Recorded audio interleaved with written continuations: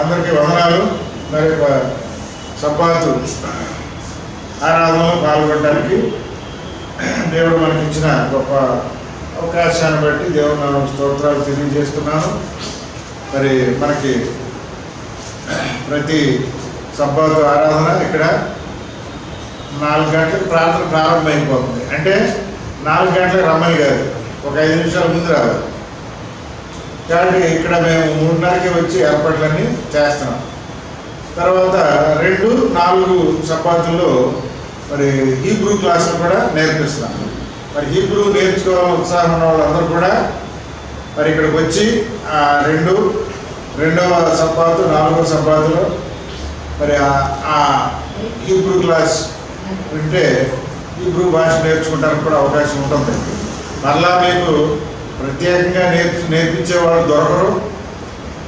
నేర్చుకోవాలంటే కూడా అంత తేలికైన విషయం కాదు, ఎక్కడికో వెళ్ళి నేర్చుకోవాల్సి ఉంటుంది. కాబట్టి ఉన్న అవకాశాన్ని సద్వినియోగం చేసుకుంటే దేవుని వాక్యం మనం ఎదగడానికి చక్కటి అవకాశం ఉంటుంది. అదేవిధంగా రెగ్యులర్గా వచ్చేవాళ్ళు కూడా మీకు తెలిసిన వాళ్ళకి మీరు నేర్చుకోవడమే కాకుండా మాకు వచ్చేస్తుంది అనుకోకుండా పరలోక రాజ్యానికి నువ్వు ఒక్కడవే వెళ్తే కుదరదు, నీతో పాటు ఎవరినో తీసుకెళ్ళాలి. అలాగే హీబ్రూ భాష నేర్చుకోవడం నువ్వు నువ్వు ఒక్కడవే నేర్చుకుంటే కుదరదు, వేరే వాళ్ళకు కూడా ఆహ్వానం పలకాలి. రండి మా సంఘంలో హీబ్రూ భాష నేర్పిస్తున్నారు అని చెప్పి వారిని తీసుకొస్తే వారిని మీరు ప్రోత్సాహపరిచినట్లుగా ఉంటుంది. తర్వాత మన సత్యాన్ని వాళ్ళు తెలుసుకుంటానికి కూడా ఒక చక్కటి అవకాశం ఉంటుంది. కాబట్టి ఆ విధంగా మీరు ప్రయత్నం చేయాలని నేను మిమ్మల్ని అందరినీ కోరుతున్నాను. మనము మాట్లాడుకుంటున్న అంశంలో పోయిన వారము పడిపోయిన మానవుడు వెలివేయబడ్డాడనే అంశాన్ని మనం నేర్చుకుంటున్నాం. చూడండి, రోమీయులకు రాసిన పత్రిక 5వ అధ్యాయము 12వ వచనం చూద్దాం. Romans chapter 5:12. ఇట్లుండగా ఒక మనుషుల ద్వారా పాపము ద్వారా మరణమును లోకంలో ఎలా ప్రవేశించెనో అలాగనే మనుషులందరూ పాపము చేసినందున మరణము అందరికీ సంప్రాప్తమాయెను. కాబట్టి ఇక్కడ మనం గ్రహించాల్సింది ఏంటి? మానవుడు ఆ యొక్క పరదేశం నుండి, ఏదేను వనం నుండి బయటికి తోలివేయబడ్డాడు. He was cast out from the garden. కాబట్టి ఎందుకని వెలివేయబడ్డాడు అనే విషయాన్ని ఇక్కడ మనము చూస్తున్నాం. ఎందుకని వెలివేయబడ్డాడండి? ఎందుకని వెలివేయబడ్డాడు? పాపము ద్వారా. కాబట్టి by one man sin entered into the world, through one person sin entered into this world. కాబట్టి పాపము రావడానికి 10 మంది, 20 మంది, 100 మంది అక్కర్లేదు, ఒక్కడు చాలు. ఒక సామెత ఉంటుంది, ఏమని? కడివెడి పాలలో, అంటే ఒక పెద్ద గుండు పాలలో కూస్తంత చిక్కుడు విషం వేస్తే మొత్తము నాశనం అయిపోతుంది. కాబట్టి పాపం అనేది ఎక్కువ కొంచెం క్వాంటిటీ ఉన్నా కానీ సమాజం మొత్తాన్ని పాడు చేస్తుంది. కాబట్టి ఒక మనుషుని ద్వారా పాపము ఈ లోకానికి ప్రవేశింది. అండ్ డెత్ బై సిన్, పాపము ద్వారా మరణం వచ్చింది. దీన్ని గమనించాలి మనం. If there is no sin, there is no death. పాపం లేకపోతే మనకి మరణం లేదు, మరణం లేకపోతే దుఃఖం లేదు. దుఃఖం లేదంటే నిరంతరము దేవుని సన్నిధిలో సంతోషముగా, ఆనందముగా గడుపుతాం. Everlasting life. మన బాధ అంతా ఏంటి? ఏ జబ్బు వస్తే ఆ జబ్బుకు మందు వేసుకోవడం. మరి నా కాలం ఎప్పుడు పరిపూర్ణం అవుద్దా దేవా? మరి అప్పటి వరకు నేను పరిశుద్ధుడిగా జీవించడానికి నాకు అవకాశం కలిగించు అని మనము ఆయన సన్నిధిలో ప్రార్థిస్తూ గడుపుతున్నాం. ఒకవేళ మరణమే లేకపోతే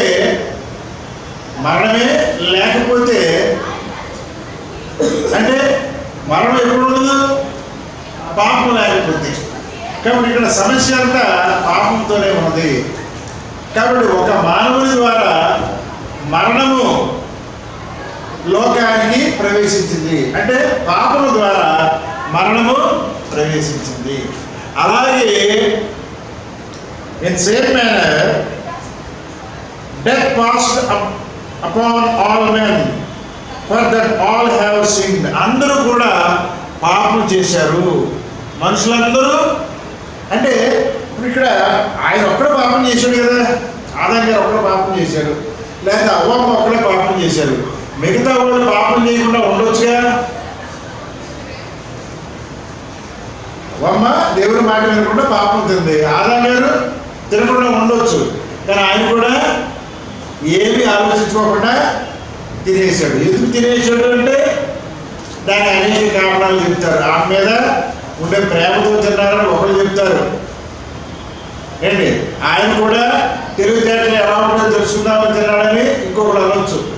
ఆ రీజన్ ఏదైనా అవ్వచ్చు, మనం పలానా రీజన్ అని చెప్పడానికి వీల్లేదు. కానీ ఇక్కడ ఆయన కూడా ఆజ్ఞను అతిక్రమించాడు, ఆజ్ఞను అతిక్రమించాడు కాబట్టి ఆయన పాపం చేశాడు.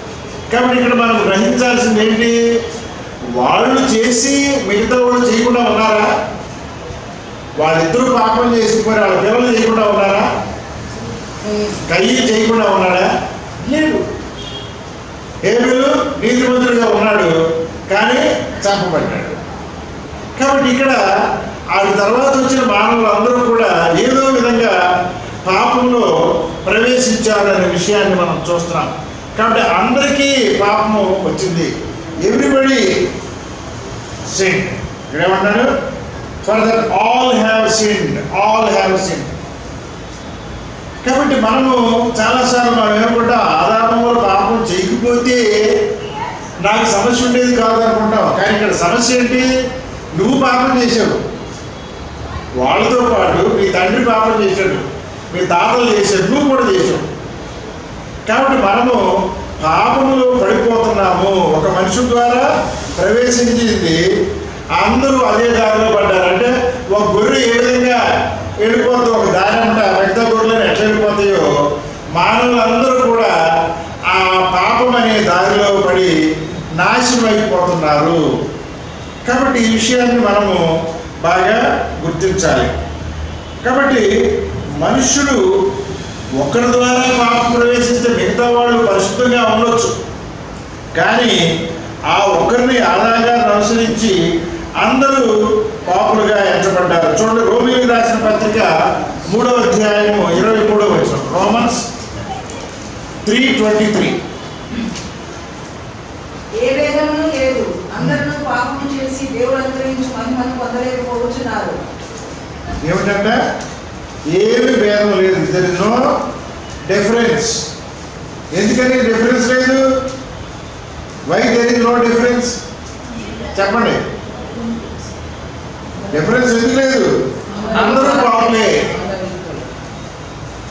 ఆల్ ఆర్ ఈక్వాలిటీ ఎలా మెయింటైన్ చేస్తారండి మానవులు? By committing sin. By committing human beings are maintaining equality. ఎంత ఎంత గొప్పదనం చూసారా, ఈక్వాలిటీ, ఫ్రాటర్నిటీ, లిబర్టీ ఎలా ఉందో. కాబట్టి మానవుడు ఏం చేస్తాడు, అవతలుడు పాపం చేస్తే ఆ పాపము తప్పు అని చెప్పకుండా ఏం చేస్తారు, వీడు కూడా పాపంలో పడిపోయి వాడు చేస్తే తప్పు లేదు, నేను చేస్తే వచ్చిందా, ఎదుటి వాడిని చూపిస్తాం కదా, ఎదుటి వాడిని మనము చూపిస్తాం. కాబట్టి మానవుడు ఎంతసేపు ఎదుటివాడి తప్పుల్ని, ఎదుటివాడి పాపాలని చూపించి తన పాపాలని సమర్థించుకుంటున్నాడు. కాబట్టి మనం కూడా అలాగే ఉన్నాము. కాబట్టి ఎవ్రీబడి, ఇక్కడ ఏమనుంది, for all have sinned and come short of the glory of life. Due to sin you have lost the glory of life. What is the glory? Everlasting life. కాబట్టి నిత్యము జీవించే ఆ ధన్యతను మానవుడు కోల్పోయాడు. ఇది అల్టిమేట్గా జరిగింది. కాబట్టి పాపము ద్వారా మానవుడు నాశనం అయిపోతున్నాడు, ఈజ్ పెరిషింగ్. కాబట్టి మనము పాపాన్ని మొదటగా మనము గుర్తించాలి. చూడండి, స్వాభావికంగా మనము పాపం, ఆదాం గారు ఏ విధంగా, అవ్వమ్మ ఏ విధంగా పాపం చేశారో మన తల్లిదండ్రులు, మన తాత ముత్తాతలు అందరూ కూడా దే ఆర్ ఆల్సో సిన్నర్స్. కాబట్టి నీతిమంతులుగా ఎవరు లేరు. కాబట్టి స్వాభావికంగా by nature we are sinners, by nature we are sinners. కాబట్టి ఈ విషయాన్ని మనము ఒప్పుకోవాలి. కాబట్టి మనము దేవుని యొక్క ఉగ్రతకు పాత్రలుగా ఉన్నాము. We are suppose to face the punishment కదా. ఎప్పుడైతే పాపం చేసామో దానికి పరిష్కారంగా శిక్ష ఉంటుంది. ఆ శిక్షను మనము తప్పనిసరిగా అనుభవించాలి. ఆ శిక్ష ఏంటి? మరణం. So everybody has to face the punishment. What is that punishment? Death. కాబట్టి ఇది చాలా భయంకరమైంది. మనం నిరంతరము జీవించవచ్చు అనుకుంటాం, కానీ మరణం అనేది తప్పదు. కాబట్టి మరణము మన ద్వారానే వచ్చింది, మన యొక్క పాపం ద్వారానే ఈ లోకానికి వచ్చింది. చూడండి, ఎఫెసీయులకు రాసిన పత్రిక 2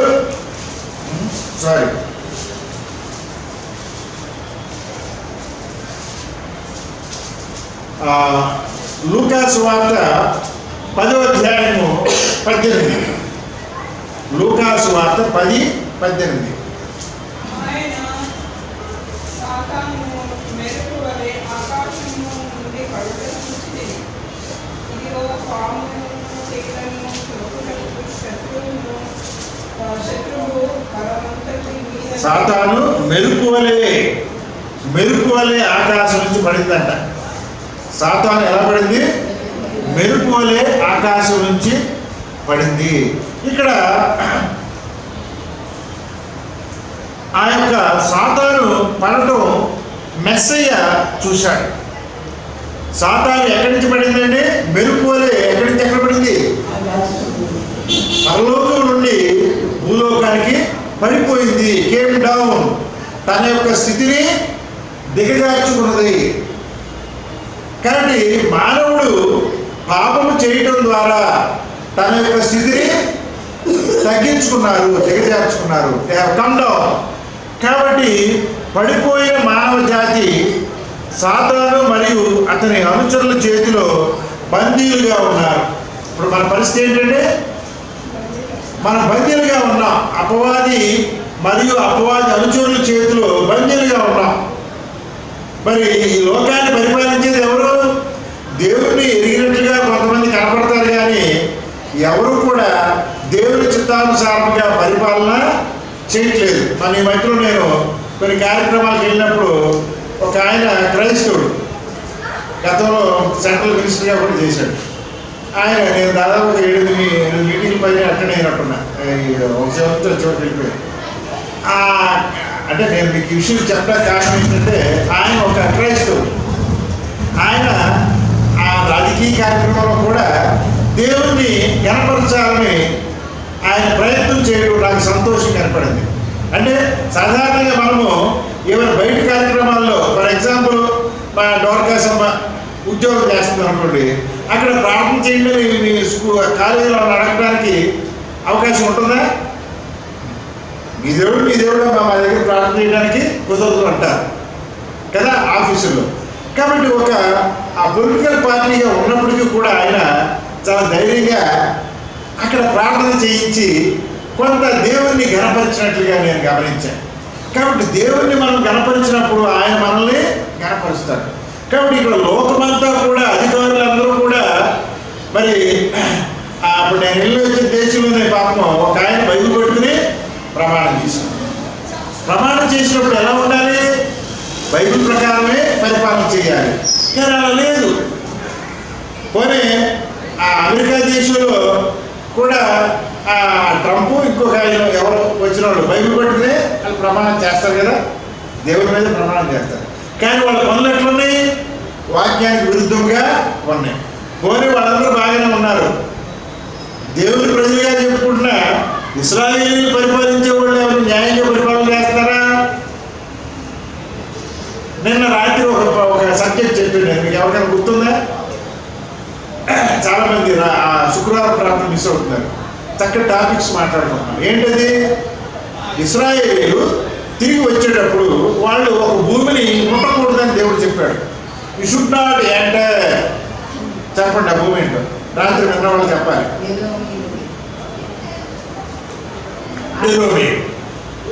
ఎదోమీయులు అంటే ఏషావు సంతానం. ఏషావు సంతానం ఎక్కడున్నారు? ఇశ్రాయేల్ దేశం ప్రక్కనే ఉన్నారు, ఆనుకునే ఉన్నారు. ఆ సందర్భంలో ఇప్పుడు గొడవలు జరిగే ప్రాంతంలో అక్కడ ఉండేవాళ్ళు ఏముంటుంది, పక్కనే ఉండేది ఏంటది?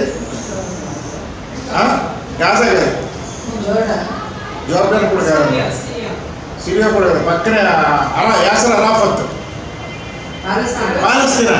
ఆ పాలస్తీనా అనేది నాకు తెలిసినంత వరకు ఏషావు సంతానం. మీరు చూడండి హిస్టరీ, ఆన్లైన్లో గూగుల్లో చూస్తే మీకు తెలుస్తుంది. కాబట్టి వీళ్ళు దాన్ని ఈ రాజీలు ఆక్రమించేసుకుంటున్నారు 12 గోత్రాలు. కాబట్టి ఇక్కడ దేవుడు ఏషావుకి ఇవ్వాల్సిన భూమిని ఏషావుకి ఇచ్చాడు. ఏషావుకి మాత్రమే కాదు, ఇష్మాయేలుకి ఇవ్వాల్సిన భూమిని. కాబట్టి అక్కడ నేను మనం చదువుకున్న దానిలో ఏమనుంది? నీకు ఏ భూమి అయితే ఇస్తున్నారో ఆ భూమిలోనే యూ షుడ్ ఎంజాయ్. కానీ మనం ఏం చేస్తాము? సరిహద్దులు చూసారా? మా చెరువుల దగ్గర ఇప్పుడు మా సమస్య అదే, ఊళ్ళో మా భూమిని ఆక్రమించేసుకోవాలని ప్రయత్నం చేస్తారు. సరే, మేము కోర్టులో నుంచి మేము చేస్తాం అనుకోండి. ఇవాళ ప్రపంచము, మన దేశము ఎక్కువ ఎలా ఉందండి? ఆక్రమణ, ప్రక్కవాడిని ఆక్రమించేసుకోవటం. దేవుని బిడ్డలని చెప్పుకుంటారు, బైబిల్ పట్టుకుని తిరుగుతారు, కానీ నీతి నియమం అనేది ఉండదు. కనీసం క్రైస్తవులుగా పిలువబడే వాళ్ళు మనం ఇతరుల సొమ్ము ఆశించకూడదు, అది 10 ఆజ్ఞలు ఉంది కదా. అది జ్ఞానం వాళ్ళకు ఉంటుందా అంటే లేదు. దేవుని సంఘంలో కూడా అదే పని చేస్తారు. పోతే ఇతర క్రైస్తవులు కాదు, మన దేవుని సంఘస్థులు కూడా చేసేది ఏంటంటే దురాక్రమణ. కాబట్టి చాలా దుఃఖకరమైన అంశాలు. కాబట్టి ఇక్కడ మనము ఇతరులది ఆశించకూడదు అని వాక్యంలో మనకి హెచ్చరిక చేయబడింది. కానీ లోకం ఏం చేస్తుందంటే అపవాది చేతిలో బందీలుగా ఉన్నది. లోకము అపవాది చేతిలో బందీలుగా ఉంది. ఈ అపవాది ఏం చేస్తున్నాడు? సాక్షాత్తు దేవుని కుమారుడు యెషువా మెస్సీయను కూడా ఏం చేయాలని చూస్తున్నాడు? తనకు దాసోహం చేసుకోవాలని చూశాడు. ఏం చేశాడు? ఒక్కసారి నా కాళ్ళకి మొక్కమన్నాడు. కాబట్టి మనం గ్రహించాల్సింది ఏంటి? మనము అపవాదికి బందీలుగా ఉండకూడదు. ఎవరైతే సత్యాన్ని బలంగా పట్టుకుంటారో వాళ్ళు అపవాదిని ఎదిరించాలి, అపవాదికి బందీలుగా ఉండకూడదు. కాబట్టి ఈ భూమి పైన ఆధిపత్యాన్ని చెలాయిస్తున్నారు ఎవరు? ఇవాళ భూమి మీద ఆధిపత్యాన్ని చెలాయించేది ఎవరు? సత్యానికి విరుద్ధంగా ఉన్నవాళ్ళు, దేవుని వాక్యానికి విరుద్ధంగా ఉన్నారు. మరి ఒక విధంగా చూస్తే భారతదేశంలో ఇవాళ మెజారిటీ మైనారిటీ అని చెప్తున్నారు. అంటే రాజ్యాంగం ఏం చెప్తుంది? మెజారిటీ ఉండొచ్చు, మైనారిటీ ఉండొచ్చు, అందరికీ సమాన హక్కులు. దేవుని గ్రంథం ఏమని చెప్తుంది? అదే చెప్తుంది. మెజారిటీ ఉండొచ్చు, మైనారిటీ ఉండొచ్చు. నేను రాత్రి మనం మాట్లాడుకున్నది కూడా అక్కడే. ఏషావు సంతానము మైనారిటీగా ఉండొచ్చు, తక్కువ జనాభా ఉండొచ్చు, మీరు ఎక్కువ ఉండొచ్చు. నీకు బలం ఎక్కువైన అవతల మీద ఆధిపత్యాన్ని, డామినేషన్ని చెయ్యొద్దు. This is the commandment of God. కాబట్టి దేవుని యొక్క ఆజ్ఞ చొప్పున మనం ఎలా ఉండాలి?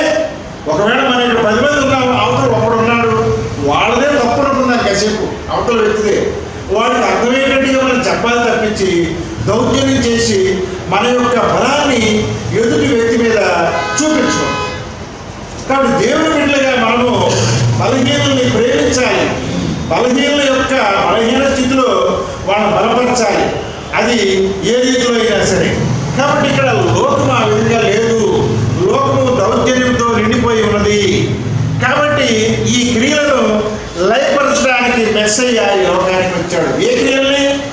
అపవాది యొక్క క్రియలను, అంటే తన ఇష్టానుసారముగా వాక్యానికి విరుద్ధముగా లోకములో అసత్యాన్ని లేదా దౌర్జన్యాన్ని, మరి ద్వేషాన్ని రగులుస్తున్నాడు అపవాది.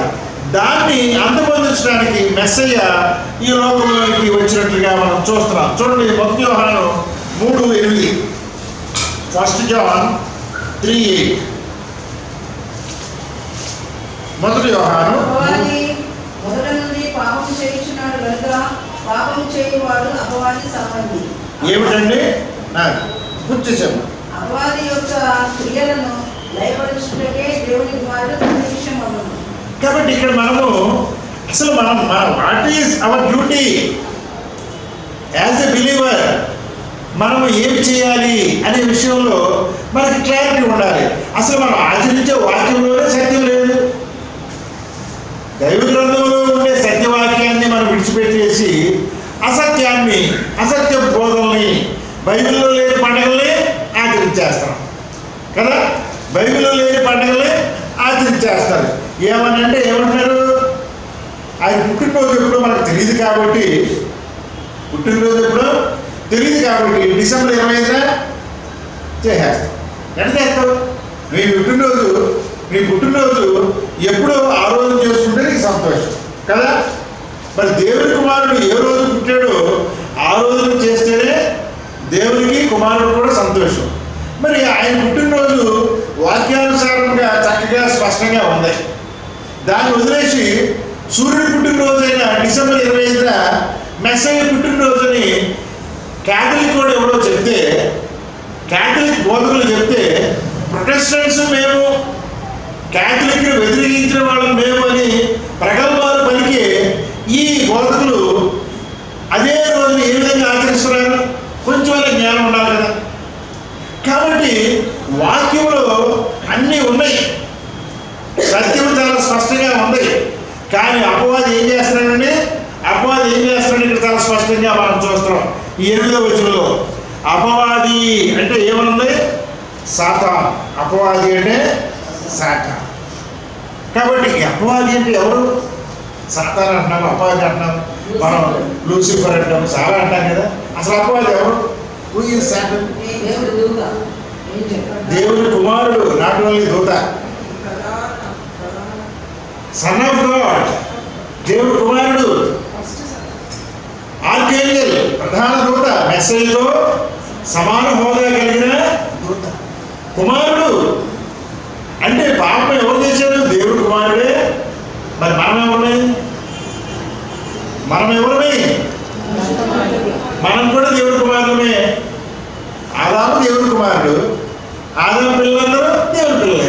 కానీ మనం కూడా దేవుడి పిల్లలే. అపవాది దేవుడి కుమారుడు ఏం చేశాడు? పాపం చేశాడు. మనం అందరూ దేవుడి పిల్లలు. ఏం చేస్తున్నాం? పాపం చేస్తాం. ఇది కాబట్టి మనము అపవాది చేసే క్రియలను మనం కూడా ఫాలో అవుతాము. అపవాది దేవుడి కుమారుడే, పాపం చేశాడు. మనం కూడా దేవుడి పిల్లలమే. మనం కూడా ఏం చేస్తున్నాము? వాక్యానికి విరుద్ధంగా పాపం చేస్తాం. మొదటిగా మనం గ్రహించాలి. కాబట్టి అక్కడ అపవాది దేవుడికి విరుద్ధంగా చేస్తే ఇంకొకరు దేవునికి అనుకూలంగా, దేవుని చిత్రానికి అనుకూలంగా చేశారు. చూడండి, అపవాది మొదటి నుండి పాపం చేస్తున్నాడు. What is the nature of Satan? ఏమని ఇక్కడ డెవిల్ అన్నాడు. ఇంగ్లీష్లో ఏమన్నారంటే డెవిల్ అనే పదం ఉపయోగించబడింది. డెవిల్, నేను యాక్చువల్గా గ్రీక్ పదం చూడాలి, సడన్గా నాకు గుర్తురాడు. డెవిల్. కాబట్టి for the devil sinneth from the beginning అంటే దాని అర్థం ఏంటి? From the beginning. ఇక్కడ బిగినింగ్ అంటే ఎప్పుడు? నీ ఉద్దేశం?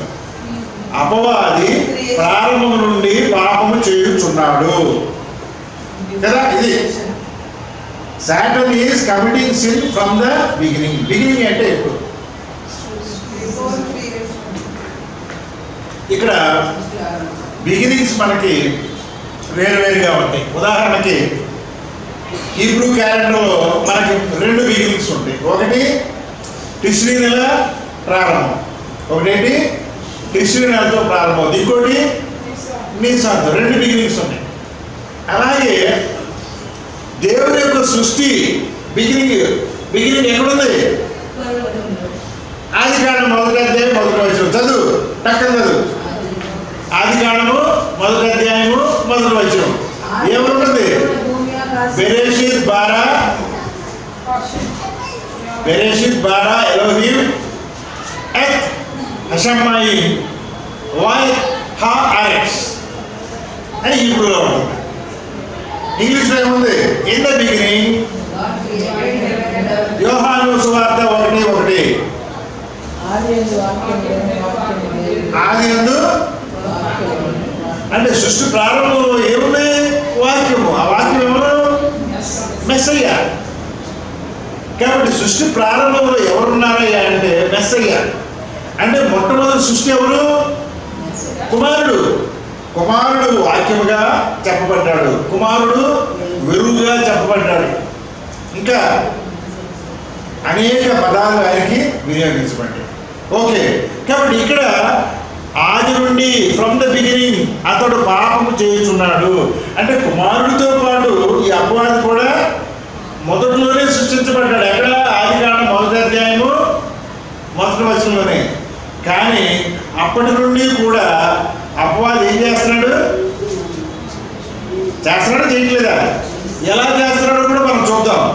ఆదికాండం 1వ అధ్యాయం అయిపోయిన తర్వాత 2వ అధ్యాయం కదా, అంతేనా? ఫస్ట్ చాప్టర్ తర్వాత సెకండ్ చాప్టర్. ఫస్ట్ చాప్టర్లో అక్కడ మెస్సయ్య సృష్టించబడ్డాడు.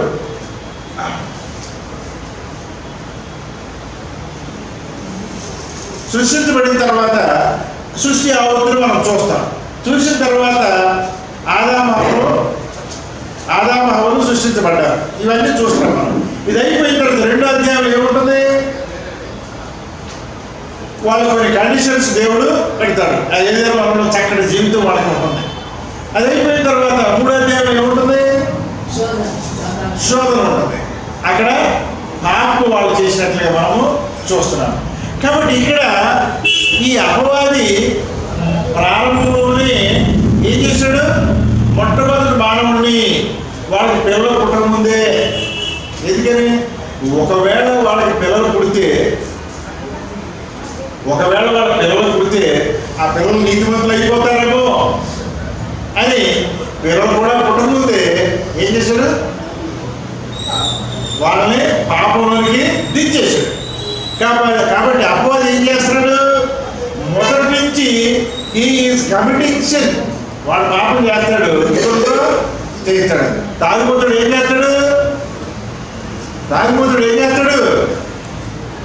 అది తాగుతాడు, పక్కన తాగిస్తాడు.